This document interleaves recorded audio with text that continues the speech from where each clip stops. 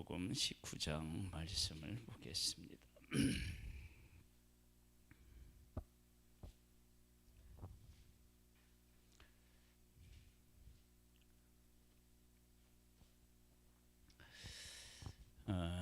오늘 나눌 내용의 그 줄거리는 예수님을 따르는 사람이 있는데, 예수님께서 따르는 사람들에게 행하시는 일이 있습니다. 말씀을 행하시든 병을 고치든 그것을 통해서 우리가 하나님의 그런 어떤 마음을 헤아리고요. 그러면서 한편으로는 또 뭘 또 우리가 이렇게 이제 또 배워야 되고 마음에 새겨야 되느냐, 그러면 시험에 들지 말아야 돼. 왜 그런 얘기를 했는지 한번 보겠습니다. 예수께서 이 말씀을 마치시고 갈릴리를 떠나 요단강 건너 유대 지경에 이르시니 큰 무리가 어떻게 해요? 따랐어요.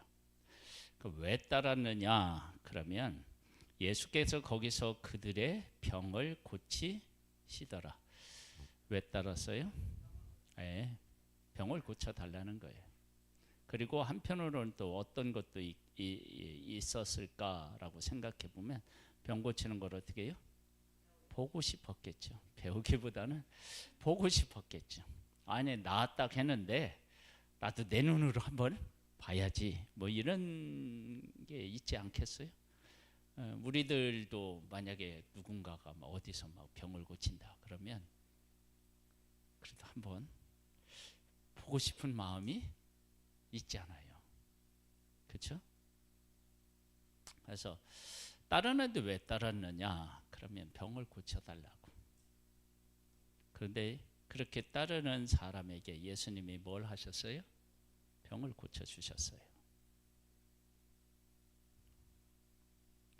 요구에 응해 주셨다고요. 그런데 이렇게 병을 고쳐달라고 따르는 사람들은 병을 고쳐주셨단 말이에요.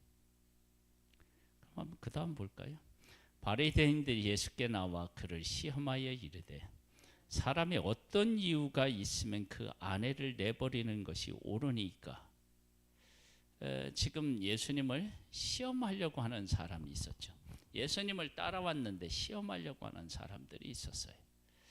이런 사람들은 어떻게 해야 되나요?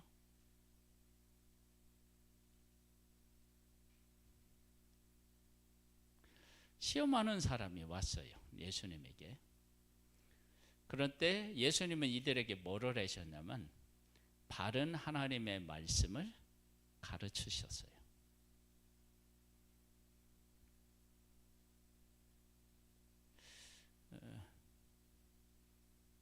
잘 한번 생각해 보세요. 병을 고쳐달라고 하는 온 사람들은 고쳐주셔서 그들의 요구를 응해 주셨어요. 예수님을 시험하러 온 사람들은 예수님을 올무에 걸리게 해서 예수님으로 하여금 활동하는데 제약을 받도록 못하도록 만들려고 하는 사람들이 있었어요. 그런 사람들에게는 필요한 게 뭐냐면 하나님의 말씀을 하나님의 말씀대로 깨우치는 것이 필요했던 거예요. 그걸 시험하는 사람에게는 하나님의 본질적인 진리를 가르침으로 시험할 수 없도록 하셨다고요. 그러면 이렇게 하신 것도 그들에게 베풀어 주신 은혜죠.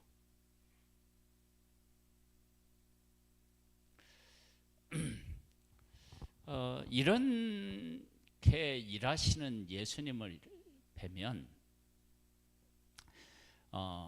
내 삶을 돌아보면서 하나님은 지금 내가 지금 이런 상태에 있는데 이런 상태에 있는 나에게 어떤 은혜를 베푸실까? 한번 생각해 봐야 돼요. 아니, 나는 병 낫게 해달라고 기도하는데 하나님이 안 고쳐주셨. 그 어떻게 돼? 이제 나와요. 그런 사람에 대한 얘기가 또 나와요.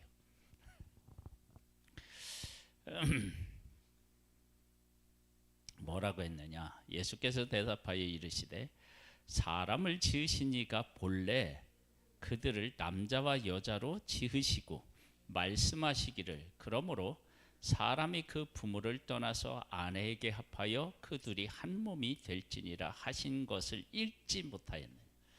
즉 뭐냐면 어떤 이유로 아내를 버리는 것이 옳으냐라고 하는 모세의 율법에는 이혼 증서를 써서 아내를 버릴 수 있다고 얘기했거든요. 그런데 예수님의 답변이 새로운 걸 얘기한 것이 아니라 하나님의 말씀을 하셨다고요. 그러니까 우리가 하나님의 말씀을 가지고 이야기할 때 그 반대적 개념, 아니 더 온전한 개념으로 이야기하고 계시는 것들을 알아야 돼요. 그러니까 분명히 이혼 증서를 써주라고 하는 것도 부부에 대한 이야기지만 더 근본적인 건 뭐예요? 둘이 한 몸을 이룬다. 사람이 나누지 못한다. 이런 것들을 우리에게 뭐라고 할까요? 이런 말씀의 경중을 따질 때 뭐 하나님의 말씀 이게 더 중요하고 이게 더 중요하다 그런 게 아니고요. 하나님은 그런 의도로 말씀하셨다. 그러면서 이제 여기 이제 나중에 보면 왜 하나님이 그렇게 말씀하셨는데 이유까지 다 설명을 하셔요.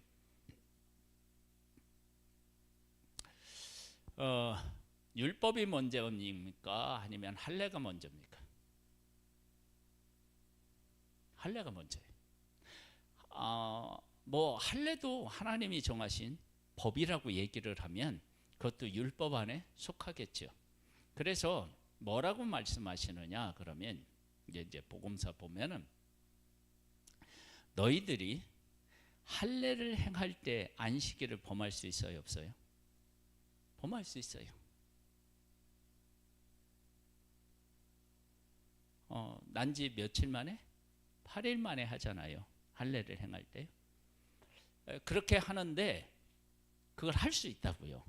안식일이라 할지라도.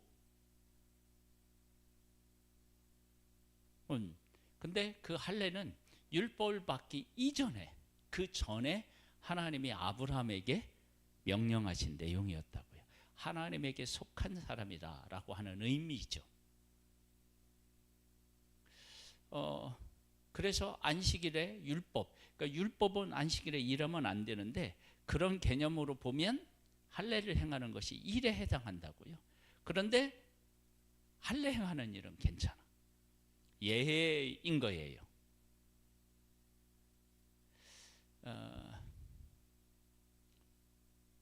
그렇다면 율법을 지키는 것에 그 율법이 추구하는 것이 그런 것을 통해서 해석해 보면 어떤 해석이 가능하냐 그러면 율법은 누구에게 주어져요? 하나님의 백성에게 주어졌잖아요. 그렇죠? 그리고 그 백성에게 주어져서 그 백성들에게 율법을 주시고 그 일을 행함으로 인해서 하나님이 그 백성들에게 요구하시는 게 뭐예요? 너희들은 내 백성이고 내 백성이니까 이렇게 살아서 나를 드러내는 그런 귀한 존재, 거룩한 존재로 살라라고 하는 의미가 담겨져 있죠. 그러면 이 할례라고 하는 이 행하는 일들이 율법하고 어떻게 돼요? 밀접한 관련이 있고 그 관련이 있는 것을 통해서 하나님의 백성들이 하나님의 백성임을 몸에 새기고 또 삶으로 실천하는 거라서 뗄래야 뗄 수 없는 관계를 가지고 있다고요. 그러면 할례와 율법을 통해서 하나님의 뜻을 더 확실하게 알 수 있는 거예요. 그렇게 하나님의 뜻을 알아가야 되는데 지금 그 바리새인들이 예수님을 시험할 때는 어떻게 했느냐? 모세 율법에 기록된 그것만 가지고 와서 예수님을 시험했다. 그럼 이들에게는 이미 창세기에 있는 아담하고 하와가 만들어졌을 때 그 부부에 대한 개념을, 그 의미를 이미 다 알고 있잖아요. 그렇죠? 그럼에도 불구하고 하나를 가지고 온 거예요. 우리가 이런 일들은 우리의 일상생활에서도 아주 잘 나타나는데, 내가 그가 미워. 그러면 그 사람이 잘한 거 얘기하나요? 그럼 어떻게 해요? 잘못한 거 얘기하잖아요. 그렇죠? 부부 싸움 할 때, 야, 너는 이게 좋은데 이건 안 좋아, 이라고 싸우나요? 그럼 어떻게 싸워요? 네. 그리고 잘한 것도 어떻게 해요? 아니요, 잘하는 것도 감추는 게 아니라, 야, 그거 했다고 그게 다 한 거냐? 뭐 이러면서 그것도 깎아내린다고요. 그렇죠? 네. 어느 때는 말을 안 해서 좋다고 하다가, 네? 막 그거 가지고 또 막 싸우고 그러는 거야. 응?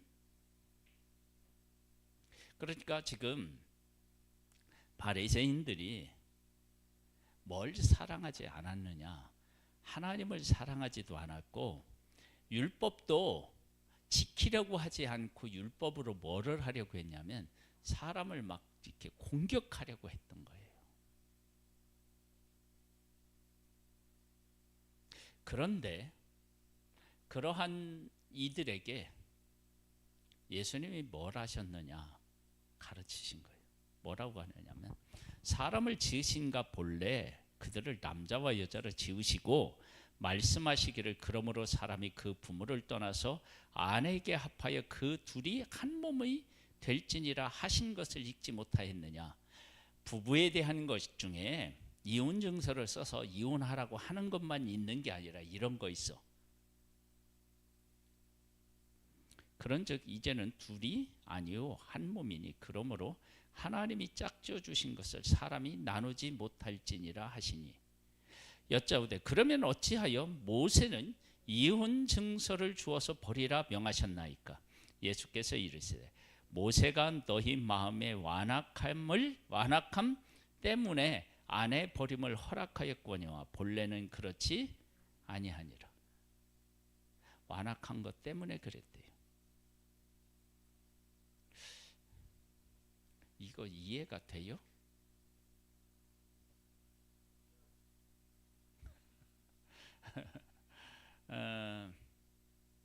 이때 당시에 여인들의 지혜는 참 없었잖아요. 없었는데 그가 미워요. 근데 지혜는 없어요. 그럼 어떻게 되느냐? 아마도 내가 그 여인과 여인이 미운데 법적인 뭐 그런 보호를 받는 게 아니잖아요.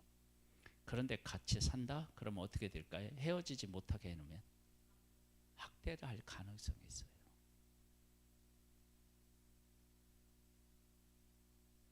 그러니까 하나님이 어떻게 하셨느냐면 그 이혼 증서를 써서 내보내라.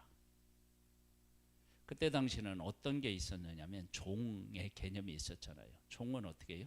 사고 파는 거예요. 요셉도 사고 팔았잖아요. 그렇죠?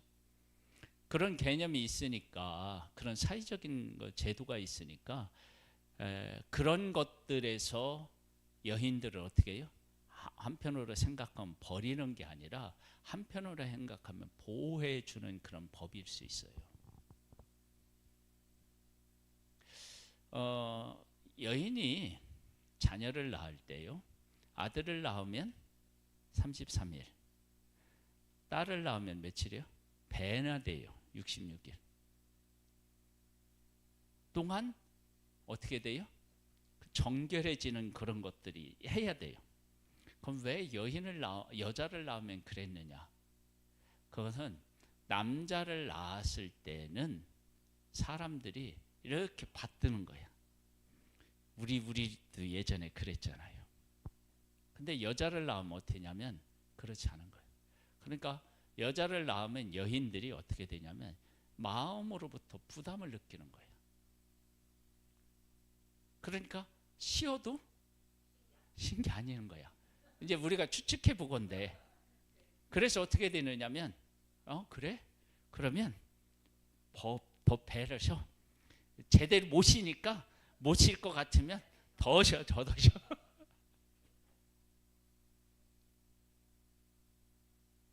그러니까 하나님의 법에는요 그런 의미들이 담겨져 있다고 보는 거예요.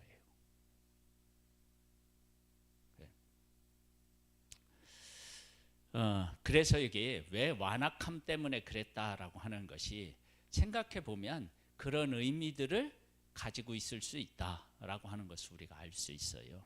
네, 우리가 이제 내가 너희에게 말하노니 누구든지 음행한 이후 외에 아내를 버리고 다른데 장가드는 자는 뭐 했다고요? 가늠했다. 버릴 수 있다라고 생각했던 남자들에게 예수님은 뭘 선언했어요? 가늠이라.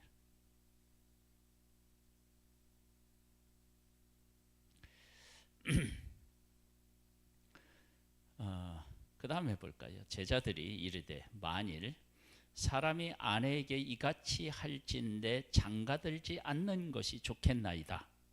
예수께서 이르시되 사람마다 이 말을 받지 못하고 오직 타고난 자라야 할지니라. 어머니의 태로부터 된 고자도 있고 사람이 만든 고자도 있고 천국을 위하여 스스로 된 고자도 있도다. 이 말을 받을 만한 자는 받을지어다.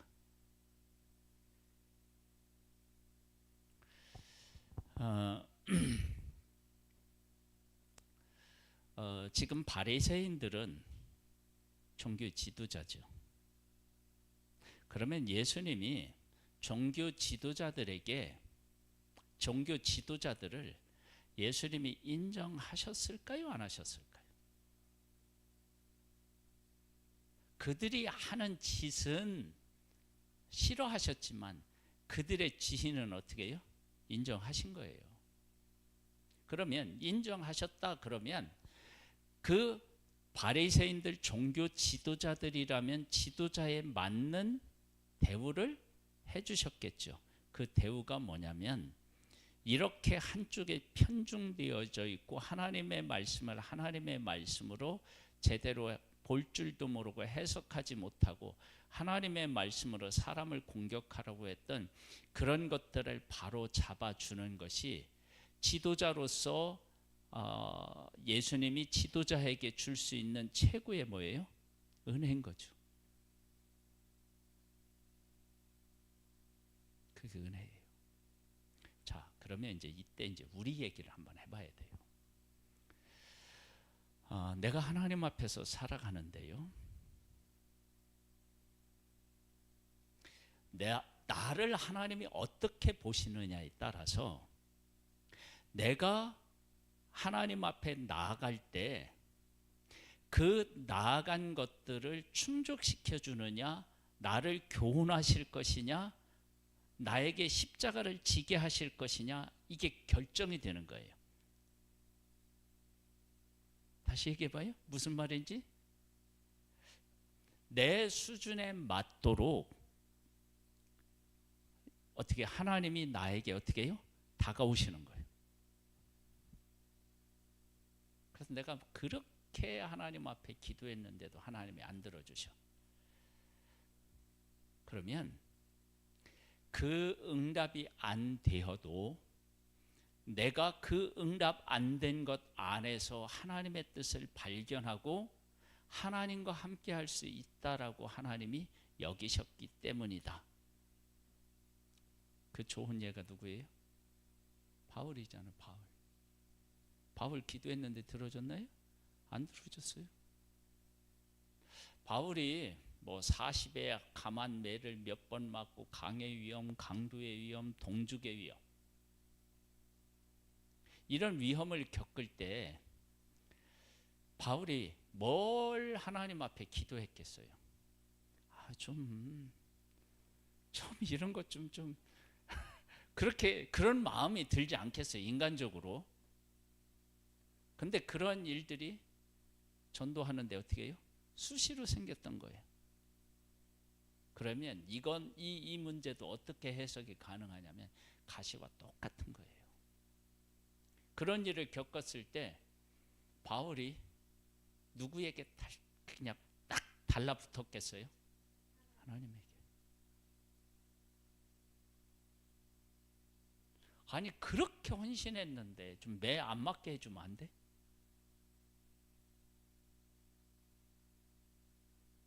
아니 생각을 해보세요. 그런 기도는 솔직히 말해서 들어줘야 돼, 안 들어줘요? 우리 기준으로 보면 당연히 들어줘야 되잖아요. 근데 아니었어요. 그럼 왜 아니었느냐? 그 일을 통해서 바울은 더욱더 하나님을 의지하고 또 하나 있어요. 예수님이 어떻게 하셨냐면 십자가에 못 박혀 죽으셨잖아요. 침뱉음 당하고 채찍 맞고. 그때 예수님이 뭐 하셨어요? 그들을 위해서 기도하셨죠. 그리스도의 사랑을 실천할 수 있는 그 시간이에요. 풍랑 자연을 위했을 때는 하나님을 의지하고요. 사람으로 볼 때는 어떻게 해요? 원수까지도 사랑하는 거, 그런 거 막 전하면서 그 실천에 옮기는 때예요. 그러면 기도를 안 들어주시고 그런 일을 수시로 겪게 하시는 그 하나님, 이 바울을 얼마나 높은 차원에서 대우하고 계시는지를 알 수 있는 거예요. 자, 기도 응답 받는 게 더 하나님이 나를 사랑하는 건가요? 아니면 이 하나님이 나를 이렇게 대우하시는 게 더 사랑하는 건가요?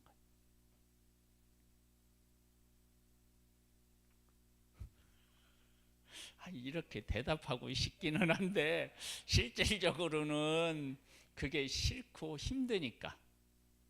응? 아니 여기 사람들이 병든 자가 왔을 때 고쳐주잖아요.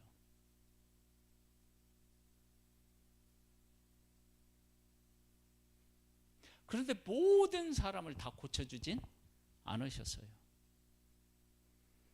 초대교회 당시에 사자굴에 어떻게 해요? 던져지는 사람이 있었어요. 사자굴에 잡혀먹은 사람이 있었다고요. 안 건져주신 거예요. 그런 사람들은 하나님이 뭘로 받으셨느냐? 순교자로 받으신 거 아니에요. 여러분 초대교회 야고보는 죽었지만 베드로는 어떻게 해요? 옥에서 건져주셔서. 그것처럼 불평등한 게 어디 있어요? 저기 순교 당하려면 다 당하고 온든지 고쳐주려면 저기 건져주려면 다 건져주든지 그러지. 누구는 막 순교하고 누구는 저기 옥문이 열리고 이런 게 어디 있어요? 우리 시대에 그런 일이 있었다. 그럼 어떡할 거예요? 한 교회에 있는데 어떤 사람은 하나님이 죽게 내버려 두고요. 어떤 사람은 그 초자연적인 역사를 해서 감옥에서 풀려나. 그럼 어떡할 거예요?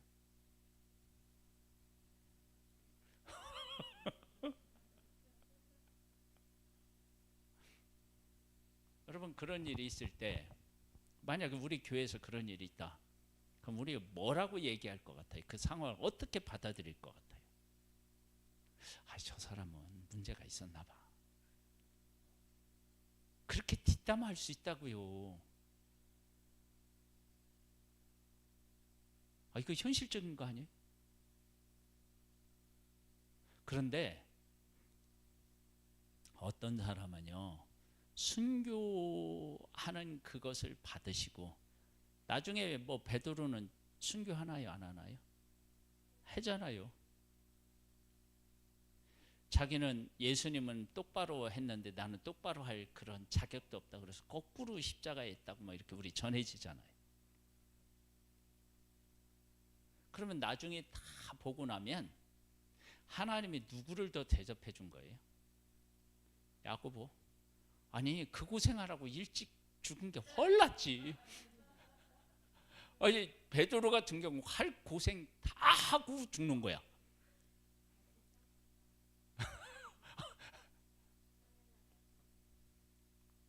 그러면은 일찍 데려간 야고보는 상급이 적으면은 그럼 또 그것도 그렇잖아. 아니 나도 살려줬으면 나도 베드로처럼 일했을 거야. 그럼 어떡할 거야?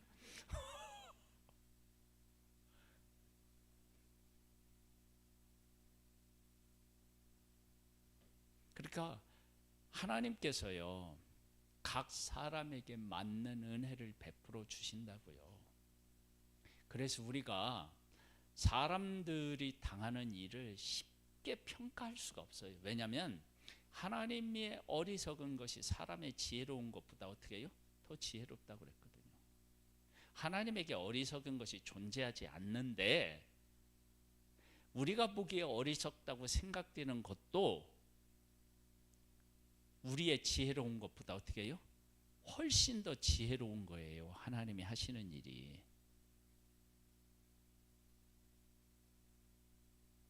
그래서 지금 병든 자는 고쳐주고요. 바리새인들은 어떻게 해요? 니들이 하나님의 법을 안다고 하는데 하나님의 말씀을 안다고 하는데 그런데 여기 이런 말이 있는데 그때 바리새인들의 얼굴 빛을 한번 생각해 보세요. 기세 당당하게 와가지고 예수님을 막 시험에 막 들게 하려고 왔는데 예수님이 딱 그러는 순간 얼굴이 어떻게 될까요? 하얘지거나 도래지거나 막 그러지 않았겠어요?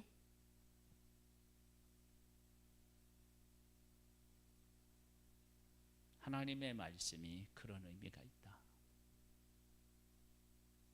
그런 것들을 바르게 깨달아 알아야 뭐를 알 수 있어요?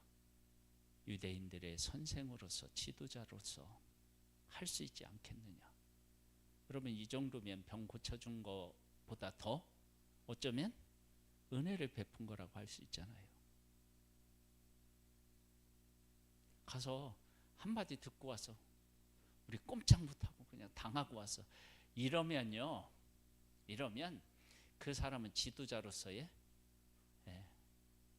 그 자리에 있으면 안 돼요.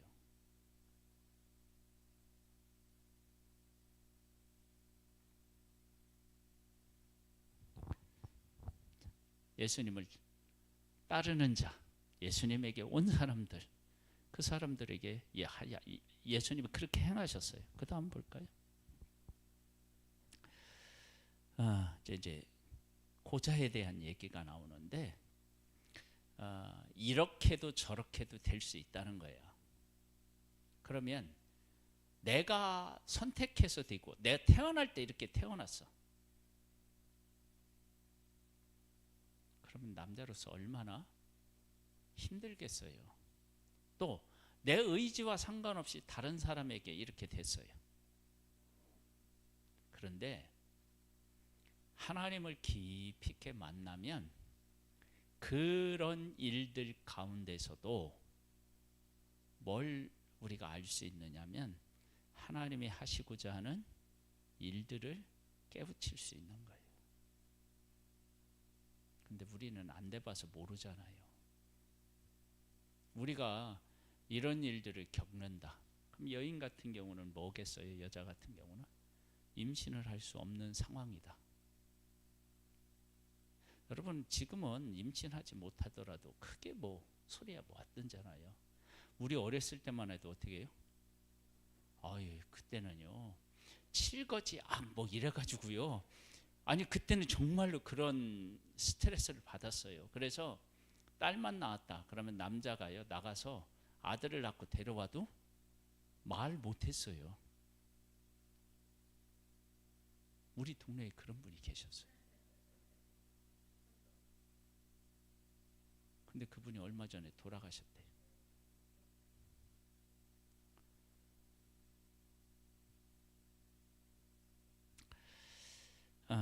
자, 그 다음 볼까요? 그때에 사람들이 예수께서 안수하고 기도해 주심을 바라고 어린아이들을 데리고 오매 제자들이 꾸짖거늘 예수께서 이르시되 어린아이를 용납하고 내게 오는 것을 금하지 말라. 천국이 이런 사람의 것이니라 하시고 그들에게 안수하시고 거기를 보세요. 어린아이 데려왔는데 제자들이 이렇게 했다 그러면 인간적으로는 누구를 더 위해줘야 돼요? 제자들을 위해줘야 되잖아요. 그런데 아닌 거예요. 그리고 제자들에게는 뭐예요? 하나님 나라에서 무엇이 더 소중한지를 깨우치시는 거예요. 그러니까 하나님께서 우리들이 하는 말, 하는 행동에 대해서 인정해주지 않으시는 것처럼 여겨질 때 그 내면에 보면, 그 이면에 보면 하나님께서 우리가 정말로 필요로 하는 그 무엇인가를 지금 어떻게 해요? 채우고 계시는 거라고. 그걸 우리가 발견해야 돼요. 그걸.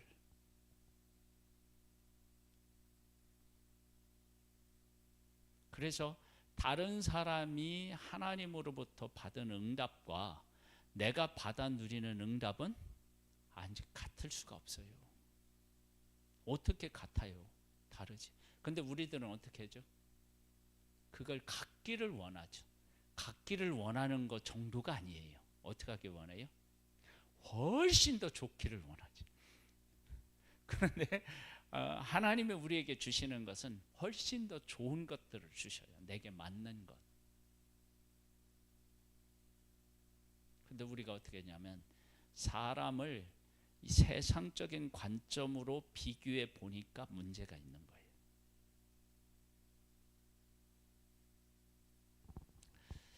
그 다음에 이제 더 놀라운 얘기가 나요. 어떤 사람이 예수께 와서 이르되 선생님이여 내가 무슨 선한 일을 하여야 영생을 얻으리까? 이 사람 뭐에 대해서 관심이 있어서 왔어요? 영생이에요. 예수께서 이르시되 어찌하여 선한 일을 내게 묻느냐? 선한 일은 오직 한 분이시니라. 네가 생명에 들어가려면 계명들을 지키라. 이르되 어느 계명이니까? 예수께서 이르시되 살인하지 말라, 간음하지 말라, 도둑질하지 말라, 거짓 증언하지 말라, 네 부모를 공경하라, 네 이웃을 네 자신과 같이 하라 하신 것이니라. 그 청년이 이르되 이 모든 것을 내가 지켜 싸운데 아직도 무엇이 부족하리이까? 예수께서 이르시되 네가 온전하고자 할진대 가서 네 소유를 팔아 가난한 자들에게 주라. 그리하면 하늘에서 보화가 네게 있으리라. 그리고 와서 나를 따르라 하시니 그 청년이 재물이 많음으로 이 말씀을 듣고 근심하며 가니라. 자 보세요. 뭐에 대해서 물으러 왔어요? 영생. 그가 영생에 대해서 관심을 갖고 물으러 왔어요. 그러면 이 청년은 자기에게 있어서 소중한 것이 무엇이라고 여겼던 거예요? 영생이라고 생각했던 거예요. 그런데 예수님 앞에 딱 섰더니 실체가 보인 거예요. 뭐요? 재물. 그러면 이 청년을 쪽을 주신 건가요? 아니면 자기의 본래의 그 실력, 내가 소중히 여긴 것이 무엇인지를 깨우쳐 주신 건가?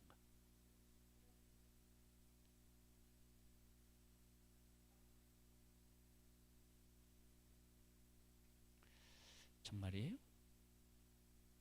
나한테 이런 일을 하나님이 하신다. 그럼 나는 어떤 생각을 할까요?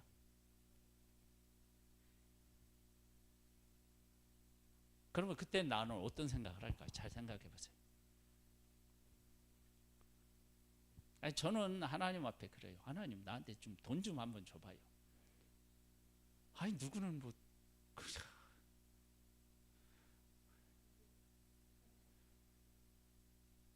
우리는 집 전세 계약할 때 그 몇 천만 원 겨우 그거 한번 만져보는 거. 그리고 그것도 내 돈도 아니야. 쓸 수도 없어. 계약하고 나면 남의 돈이야. 분명히 내 돈인데 내 돈인데 내가 그걸 써본 적이 없어.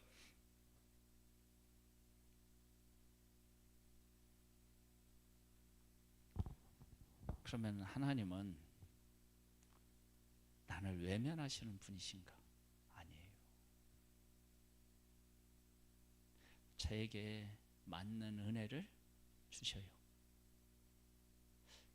바리새인들이 이게 성경에 이러한 내용이 있다라는 것을 가르쳐 주셨어요. 근데 이들이 가서는 그 예수님이 하신 말씀을 되새기면서 자기들에게 베풀어 주신 은혜를 생각하기보다는 가서 뭐를 했겠어요? 이번에 우리가 그 성경을 제대로 안 읽어갖고 예수님을 제대로 공격 못한 것 같은데 우리가 이거 저거 다 해가지고 다음에 한번 가서 또 한번 공격해서 코를 납작하게 이런 생각하지 않았겠어요? 나중에 보면 그러잖아요. 그러면 이들이 예수님 앞에 들은 이 얘기들은 예수님께서 자기를 사랑하시는 것에 의한 것이라고 생각하기보다는 자기들을 어떻게 해요? 창피를 주는 그런 분으로 생각했을 거 아니에요. 여러분 우리 하나님이 우리들 가운데 하시는 일들을 그래서 그 하나님의 관점, 하나님의 마음으로 제대로 보고 해석해내는 능력이 있어야 된다니까요. 그게 없으면 믿음이 성숙한 게 아니에요. 한번 얘기해 볼까요? 예를 들어서 다니엘 친구들이 풀무불에 들어가게 됐어요. 그때 그들이 뭐라고 고백하죠? 하나님이 우리를 건져주실 것이고 안 건져주어도 우리는 어떻게 해요? 우리가 하나님을 믿고 신앙 고백해서 이렇게 죽는 것으로 우리는 충분히 만족할 수 있다.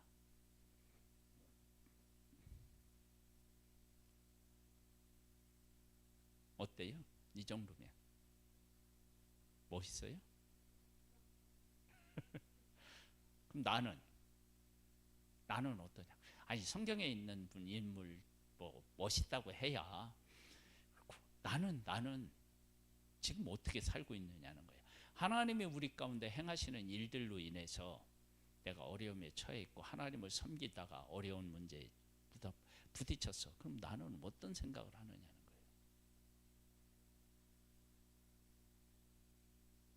그러면 또 심각해져요 이게.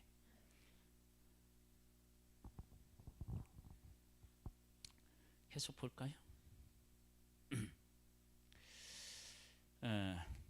그 청년이 이제 재물이 많음으로 이 말씀을 듣고 근심하여 갔어요. 가서 곰곰이 생각해 보니까 내가 영생에 대해서 관심을 갖기보다는 물질을 더 사랑했다는 것을 이제 알게 되었어요. 그리고 회개하고 주업계로 돌아오면 이는 복을 받아 누리는 거고요. 여전히 그 재물을 끌어안고 그 재물과 함께 살면 어떻게 돼요? 그런 불쌍한 존재가 되는 거예요. 하나님은 우리가 어떤 것들을 필요로 해서 갔을 때 우리의 상황에 맞는 것들을 다 제공해 주셔요. 병 고치는 한 사람 병 고치는 거예요. 지도자가 찾아왔을 때는 지도자의 삶을, 그렇죠? 이게 지금 부자 청년이 영생에 대한 얘기를 할 때 영생에 대한 걸 가르쳐 주셨다고요.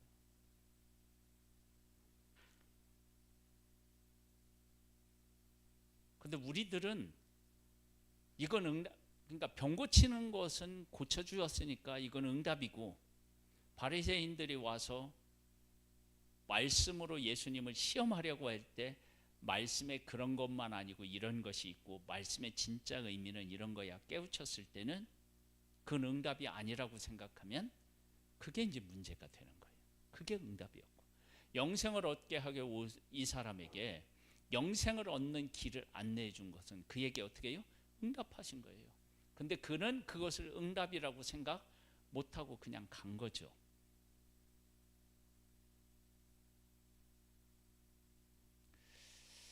그랬더니 제자들이 고민이 되는 거예요. 예수께서 제자들에게 이르시되 내가 진실로 너희에게 이르노니 부자가 천국에 들어가기가 어려우니라. 부자가 어렵대요.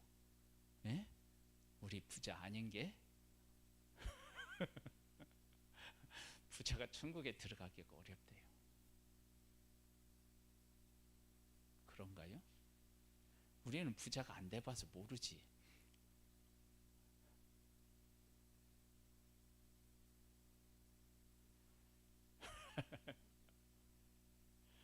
부자셔요? 예? 나는 뭐 이만하면 부자지 뭐.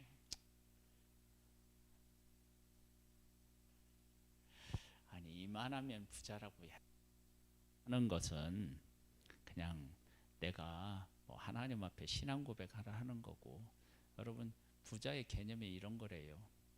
내가 뭔가를 하고 싶을 때 돈 걱정 없이 할 수 있으면 그 부자래요. 그렇게 할 수 있나요?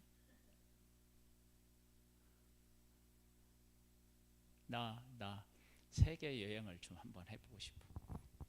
할 수 있나요? 그 돈이 있나요?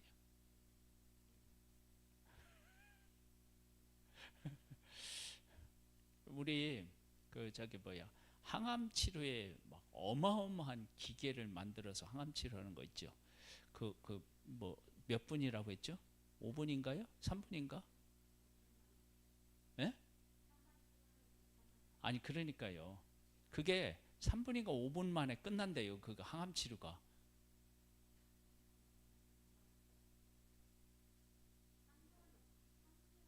3분인가 5분인가 그렇다고 했어요. 하여간 몇 분 안 돼요. 내가 암인데 그 치료를 받고 싶어. 근데 아무런 걱정 없이 내가 그걸 받을 수 있어. 그런가요? 그런가? 안 되지. 내가 마음으로는 부자라고 생각할 수 있지만 실질적으로는 돈이 없는 거예요, 사실은. 그게 그러니까 내가 부유하다라고 하나님 앞에 그렇게 살아갈 수, 그렇게 내가 고백하고 살 수는 있지만 실질적으로는 어떻게 해요? 돈이 없는 거예요. 우리가 뭘 하고 싶은데 안 돼, 돈이. 그렇죠? 맛있는 한우 한번 사 먹고 싶은데 그냥 수입산 싼 거 사잖아.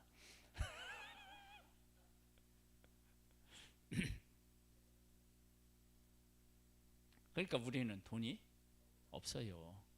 그러니까 부자는 아닌 거예요. 그냥 마음으로 우리가 그렇게 생각할 수는 있어도. 근데 우리는 이런 걸 가지고 뭐 비참하거나 슬프거나 그러진 않아. 근데 가끔은 또 슬플 때도 있어.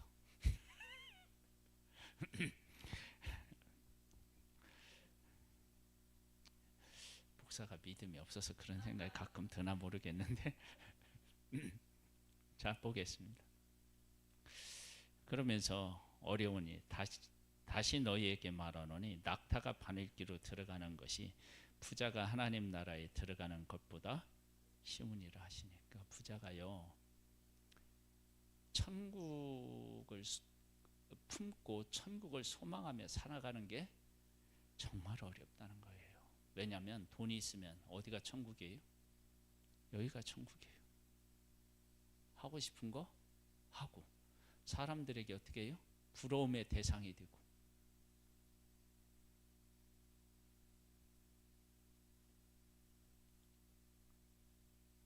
돈이 있으면 그러니까 여기가 천국인 것처럼 살 수 있는, 착각할 수 있는 요소들이 많다.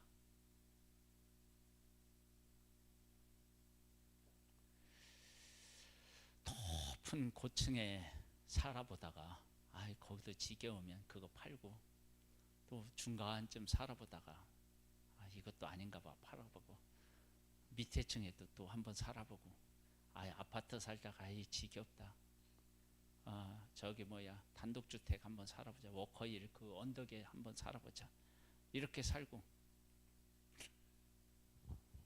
예? 여러분 그 정도 그렇게 살면 돈이 있는 거죠. 뭐 돈에 관한 걱정을 안 하는 거예요.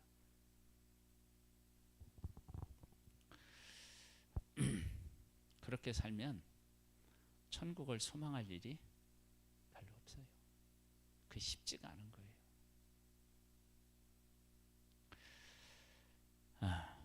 아니 이게 내 얘기가 아니라 예수님 얘기예요.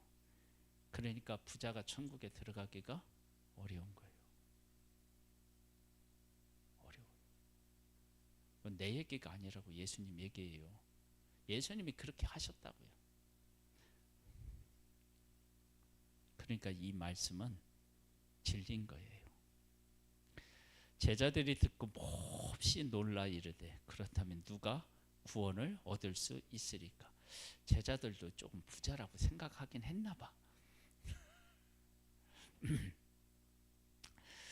예수께서 그들을 보시며 이르시되 어떻게 뭐라고 말씀하셨어요? 사람으로는 할 수 없으나 하나님으로는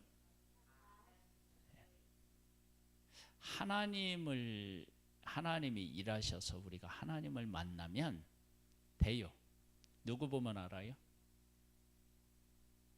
삭개오 보면 알잖아요.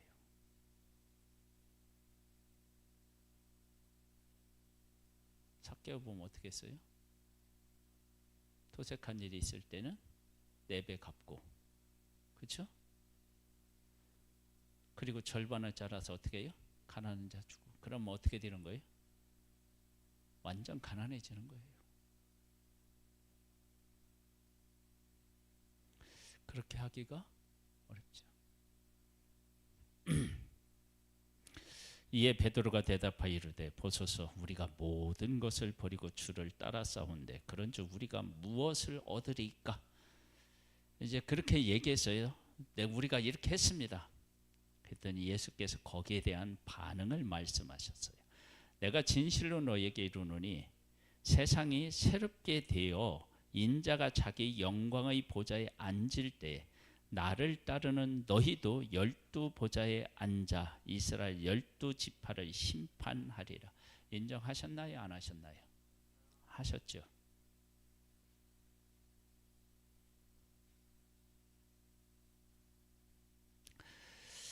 또 내 이름을 위하여 집이나 형제나 자매나 부모나 자식이나 전토를 벌인 자마다 여러 배를 받고 또 영생을 상속하리라.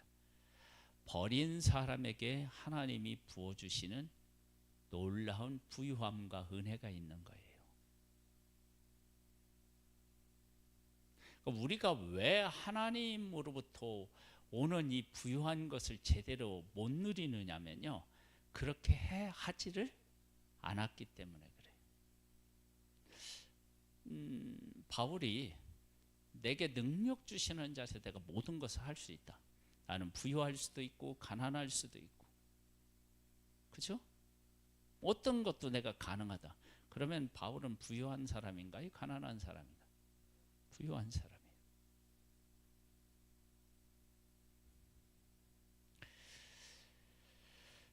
그러나 먼저 된 자로서 나중되고 나중된 자로서 먼저 될 자가 뭐다고요? 많대요. 많대요. 그런 일이. 그러니까 어떻게 해야 돼요? 정신 바짝 차려야 돼요. 뭐 내가 지금까지 뭐 어떻게 했다고 뭐 그렇게 생각하는 순간 어떻게 되느냐? 뒤로 물러나요. 그러니까 지금 어떻게 해요? 지금 잘해야 돼. 지금.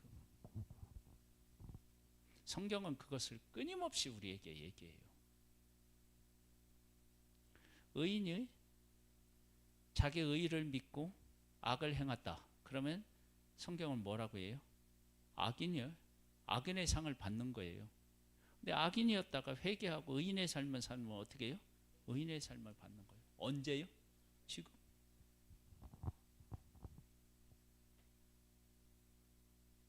자, 이제 지금 크게 몇 가지에 대한 얘기를 예수님이 하셨어요. 병든 자 오니까 어떻게 해요? 고쳐주셨어요. 바리새인 오니까 어떻게 해요? 성경으로 바르게 가르쳐 주셨어요. 그 다음에 영생에 대해서 부자 청년이 왔을 때 영생을 얻는 길을 알려주셨어요. 그러니까 응답을 내가 원하는 쪽으로 보면 아니야. 그런데 더 깊이 들어가서 바리새인들은 백성을 가르치는 자들인데 한쪽만 알고 사람을 공격하고 있는데 하나님의 의도를 가르쳐 줬으니까 그러면 이 의도를 통해서 바리새인들에게 예수님이 원하시는 게 뭐예요? 니들이 지금 생각하고 있는 그거 있지, 누구를 공격하려고 하는 거, 그거 반대편의 얘기가 성경에 어떻게 해요? 있어. 그러니까 그것까지, 그래서 알아서 하나님의 바른 의도를 가지고 백성을 가르쳐 봐, 이런 얘기로 가능하잖아요. 그 다음에 영생에 대한 이야기를 왔을 때, 예수님이 네가 영생에 대해서 관심 있는 것 같지만 실질적으로 네 마음속에는 뭘 더 소중하게 여겼느냐면 재물이었어. 그러니까 네 실체를 깨달아 알고 진짜 어떻게 영생을 얻는지를 깨달아 알고 그 길을 가려면 이걸 뛰어넘어야 돼. 할 수 있니? 그랬더니 갔다고요. 영생에 대한 길을 가르쳐 줬나요? 안 가르쳐 줬나요? 가르쳐 줬잖아요. 그가 못 받아들여서 그렇지, 가르쳐 주셨잖아요. 그러니까 따르는 사람, 예수님한테 내가 이것을 원합니다 하고 따랐을 때 거기에 합당한 응답을 다 해줬다고요. 근데 사람은 그 하나님이 해주시는 응답을 응답이라고 알지 못하는 데 문제가 있는 거예요. 그리고 제자들에게 얘기해요. 다 버리면 이렇게 이제 부자가 들어가기 어렵다고 그러니까 놀래요. 그러면서 제자들에게 이렇게 얘기하는 거예요. 이게 이제 정답인 거예요. 뭐냐면 28절을 한번 같이 읽어볼까요? 예수께서 이르시되 내가 진실로 너희에게 이르노니 세상이 새롭게 되어 인자가 자기 영광의 보좌에 앉을 때 나를 따르는 너희도 12 보좌에 앉아 이스라엘 12지파를 심판하리라. 앞으로 어떻게 된다고요? 아니, 앞으로 어떻게 된다고 여기 나와 있어요. 세상이 어떻게 된다고요? 새롭게 된대요. 그리고 예수님을 따르는 제자들이 뭐를 하게 된대요? 보좌에 앉아서 어떻게 해요? 심판자로서의 역할을 한대요. 여러분 생각해 보세요. 이렇게 예수님이 말씀하시는 그 의도가 뭐예요? 의도. 야, 지금 누구는 뭘 얻고 뭐 얻고 뭐 이러면서 나를 생각하고 있는데 나와 함께하고 내 길을 따르는 사람에게는 그거와 비교할 수 없는 이런 세상이 새롭게 돼. 나로 인하여서 새롭게 돼. 그렇게 새롭게 될 때 어떻게 되냐면 너희들이 지금 나를 따르듯이 나를 따르면 12 어떻게 해요?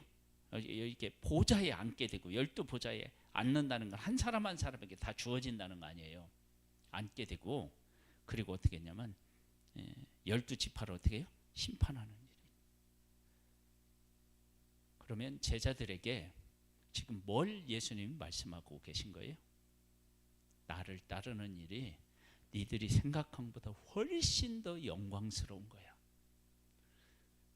그러면 제자들에게 예수님이 응답해 주셨나요? 안 해주셨나요?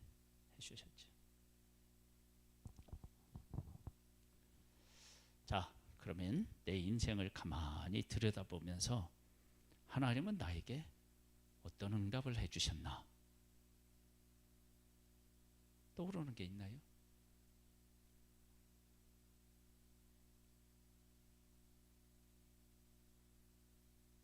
내가 예수님을 따르면서 예수님 안에서 진짜 얻고 싶은 거에 대해서 진짜 답을 해주셨느냐? 부자 청년이 영생에 대한 것을 왔는데 그가 영생에 대한 관심은 없고 물질이 그 마음에 있었다. 그걸 예수님이 정확하게 보여주었다고요. 그렇게 내게 정말로 필요하고 내가 얻고자 하는 것들을 예수님이 말씀해 주셨나? 그런 응답을 내가 지금 받았나? 잘 생각해 보세요. 그리고 그런 응답을 받지 못했다면 내 인생을 다시 이렇게 생각해 봐야 돼요. 그리고 하나님 앞에 묻고요.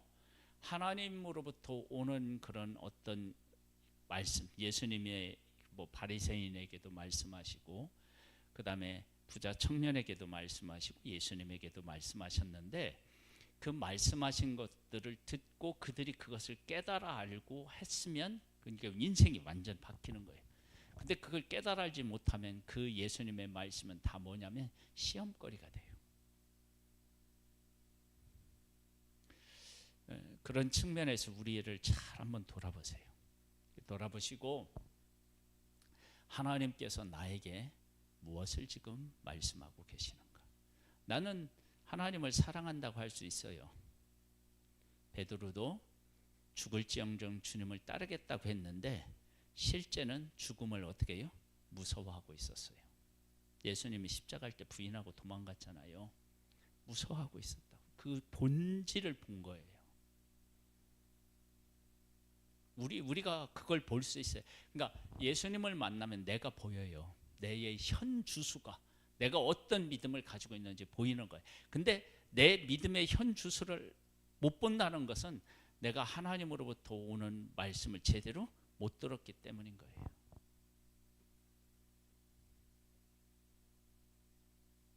정신을 바짝 차려야 돼요. 막 그렇게 하면 안 돼요. 잘 생각해보고 기도하면서 하나님께서 나에게 말씀하신 걸 깨우쳐야 돼요.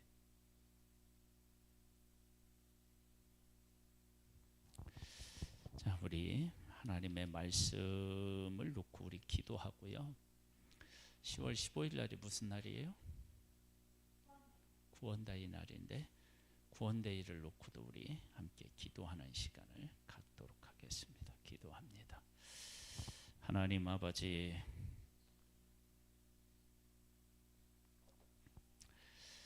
하나님 아버지 감사합니다. 우리를 사랑하시는 하나님을 찬양하고 찬미합니다. 예수님은 따르는 자들에게 그들이 요구하시는 것들을 다 응답해 주셨습니다. 병든 자에게는 병을 고쳐주셨고, 말씀을 가르치는 자들에게는 말씀이 어떤 것들을 의미하는지를 그들에게 분명하게 보여주셨습니다. 말씀은 이런 말씀도 있고 이런 말씀도 있고, 이 전체를 보면 하나님